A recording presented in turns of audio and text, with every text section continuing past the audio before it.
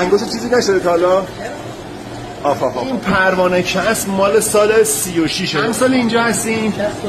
69 سال. از اول هم همین فقط کباب زدین دیگه؟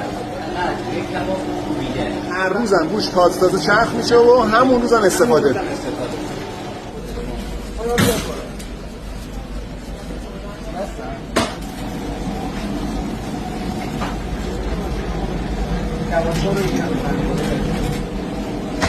این هم نون سنگک تازه.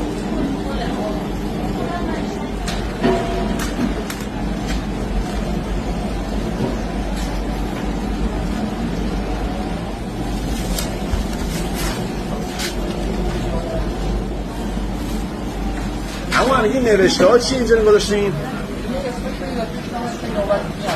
از کلاس 5. شما اینجا بودی قبلش برای بابا؟ حالا که با برادرها مشغولین دیگه. با برادرها دیگه. همه برادرها اینجا بودیم.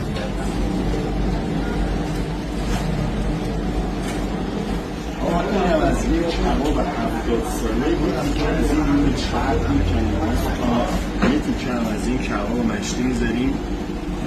سوال مشتی کبابی گربه ها با 70 سال سابقه. این کبابی از دل تاریخ اومده بیرون با 70 سال سابقه. خود مشتری هم هست.